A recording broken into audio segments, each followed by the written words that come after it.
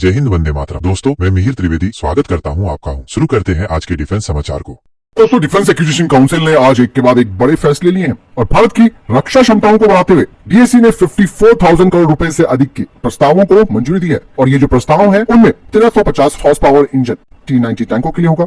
इसके अलावा वर्नास torpedo, airborne early warning and control aircraft system, इनके प्रस्तावों को मंजूरी दी गई है। यहाँ पर दोस्तों इंडियन आर्मी की जो T-90 टैंक है उनमें 1000 हॉर्स पावर का इंजन है, जिसे कि अपग्रेड किया जाएगा और 1350 हॉर्स पावर के इंजनों को खरीद करके इसमें लगाया जाएगा, ताकि इन टैंकों की युद्ध क्षेत्र में गतिशीलता बढ़ सके, खास करके हाई एल्टीट्यूड वाले इलाकों में। वहीं भारतीय नौसेना के लिए वर्नास टॉर्पीडो, इसके लिए भी एक्सेप्टेंस ऑफ नेसेसिटी मिल गई है। और वर्नास टॉर्पीडो भारत की स्वदेशी रूप से विकसित ship launch anti submarine torpedo है और इस टॉर्पीडो को अधिक संख्या में शामिल करने से दुश्मनों की पनडुब्बियों के खतरों के खिलाफ भारतीय नौसेना की क्षमताओं में वृद्धि होगी। इसके अलावा इंडियन एयरफोर्स के लिए अवाक्स भी खरीदे जाएंगे। अवाक्स सिस्टम जो कि जंग के पूरे स्पेक्ट्रम को बदल सकते हैं और हर दूसरे हथियार सिस्टम की लड़ाकू क्षमता को तेजी से बढ़ा सकते हैं। वहीं कुछ खबरें आ रही हैं EMC fighter jet engine development को लेकर, जिसमें कि अब ये कहा जा रहा है कि भारतीय वायुसेना ने इस EMC इंजन प्रोग्राम को सीधा प्रधानमंत्री की निगरानी में लाने के प्रस्ताव को सपोर्ट दिया है, यानी कि ये इंजन प्रोग्राम पीएमओ के अंडर में होना चाहिए। भारत चाहता है कि 2035 तक उनके EMCA के प्रोडक्शन में एंटर करने के लिए ये इंजन तैयार हो जाए। और इंजन प्रोग्राम कोई आसान काम नहीं है, ये काफी जटिल प्रोसेस होता है। इसीलिए वायुसेना चाहती है कि पीएमओ की निगरानी में अगर ये काम होता है तो जो अक्सर दिक्कतें आती हैं, लेट लतीफी होती है, वो नहीं हो पाएगी। और ये इंजन 2035 तक अगर तैयार हो जाता है तो भारतीय वायुसेना को अपने पुराने फाइटर जेट्स को फेज मैनर में हटाने में आसानी होगी। हालांकि 110 किलो न्यूटन थ्रस्ट क्लास के इंजन के लिए 4 देशों ने भारत के साथ बातचीत की है, जिनमें से कुछ ने भारत को इंटेलेक्चुअल प्रॉपर्टी राइट ऑनरशिप देने की भी पेशकश की है। हालांकि ये जो प्रस्ताव आते हैं इन विदेशी कंपनियों की तरफ से, वो अक्सर गोपनीय रहते हैं और जो भी ये 4 भागीदार देश हैं उन्होंने अपने अलग अलग प्रस्ताव दिए हैं, जिनके बारे में केवल रक्षा मंत्रालय और इंडियन एयरफोर्स को ही पता रहता है। और EMCA इंजन प्रोग्राम जो है वो सीधा अगर पीएमओ की निगरानी के अंदर आ जाता है तो नौकरशाही देरी और जियोपॉलिटिकल संवेदनशीलताओं को कम किया जा सकता है। फिर भी दोस्तों, ये जो 110 किलो न्यूटन थ्रस्ट क्लास का इंजन प्रोग्राम है उसमें बहुत सी चुनौतियां होंगी। सबसे पहली बात यह है कि इस क्लास के इंजन को विकसित करने के लिए आपके पास मटेरियल्स, थर्मल मैनेजमेंट और एरोडायनेमिक विशेषज्ञता होनी चाहिए, और ये वो क्षेत्र है जहां पर भारत अभी तक पिछड़ा हुआ है। इसके अलावा 2035 की जो टाइमलाइन की बात कही जा रही है, तो वो तो मुझे नहीं लगता कि 2035 तक इंजन तैयार भी हो जाएगा अगर आज से उसे शुरू किया जाए, क्योंकि इसमें कम से कम 1 दशक से अधिक समय लगता है इंजन बनने में, जिसमें कि एयरफ्रेम का डिजाइन, एवियोनिक्स का इंटीग्रेशन, उड़ान परीक्षण और भी कई सारी चीजें होती है। यानी कि इंजन का डेवलपमेंट देरी से ही हो सकता है, लेकिन अगर टाइम पर एक्शन नहीं लिया तो इससे इंडियन एयरफोर्स की जो मॉडर्नाइजेशन की योजनाएं हैं वो खतरे में पड़ सकती है। दूसरी बात है जियोपॉलिटिकल दांव। यहाँ पर बहुत सोच समझकर हमें अपने भागीदार को चुनना है, जिससे कि भारत को इन इंजनों का एक्सपोर्ट कंट्रोल मिल सके। इसके अलावा किसी भी तरीके की सप्लाई चेन में इश्यू ना आए, तो ये सब चीजें भी ध्यान रखी जाती है। और अब आती है सबसे इंपॉर्टेंट बात, यहाँ पर जो रिसोर्सेस है उनका एलोकेशन को लेकर। अभी तक EMCA के फेज 1 के लिए 15,000 करोड़ रुपए आवंटित किए गए और इंजन प्रोग्राम के लिए फिर से इन्वेस्टमेंट की जरूरत पड़ेगी। तो कुल मिलाकर ये कहा जा सकता है कि इंडियन एयरफोर्स चाहती है कि EMC fighter jet engine programme को जल्द से जल्द शुरू किया जाए और ये लेट लतीफ ना हो, इसलिए इसे डायरेक्टली पीएमओ की निगरानी के अंदर रखा जाए। भारत की अग्नि-P को लेकर एक बड़ा अपडेट सामने आया है। DRDO के फॉर्मर चीफ अविनाश चंद्र ने एक बड़ा खुलासा किया है अग्नि-P की पावर के बारे में। उन्होंने कहा कि यह मिसाइल कोई आम मिसाइल नहीं है, बल्कि इस मिसाइल से आप दुश्मनों के एयरक्राफ्ट कैरियर्स और उनके जंगी पोत जैसे जो मूविंग टारगेट्स हैं उनको खत्म कर सकते हैं। इवन दोस्तों, यहाँ पर जो चाइना की DF-21D है उससे भी उन्होंने इसका कंपैरिजन किया, क्योंकि इस मिसाइल को दुनिया की पहली एंटी शिप बैलिस्टिक मिसाइल के रूप में जाना जाता है।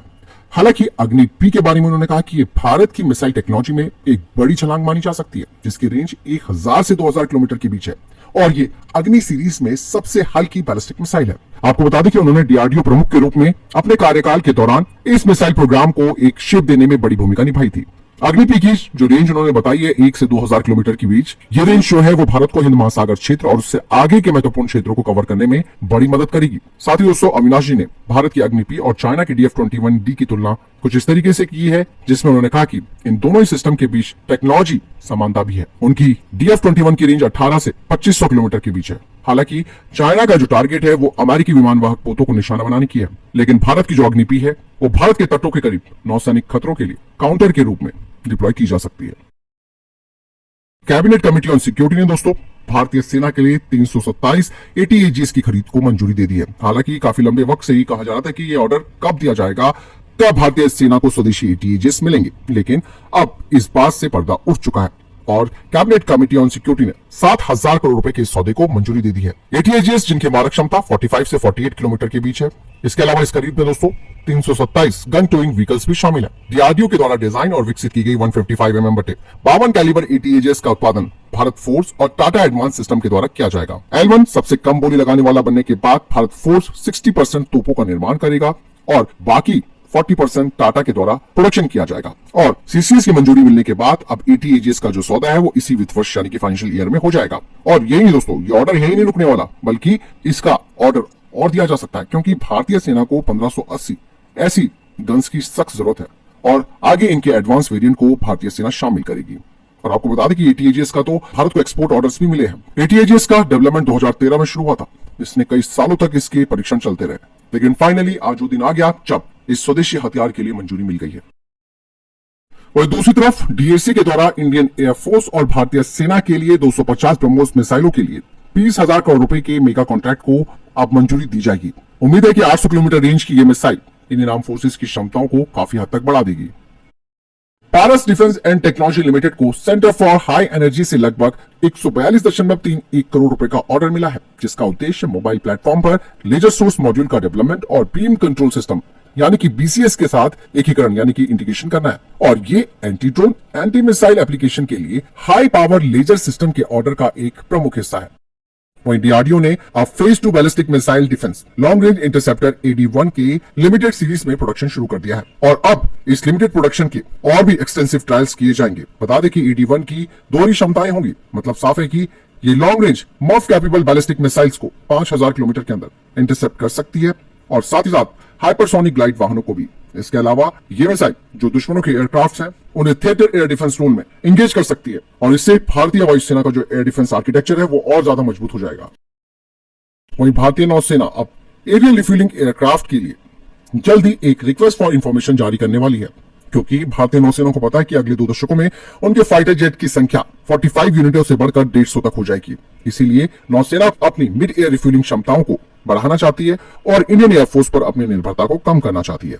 वर्तमान में भारतीय नौसेना के पास जो एयरक्राफ्ट कैरियर्स हैं INS विक्रमादित्य और INS विक्रांत, इनमें कुल 45 MiG-29 के शामिल हैं।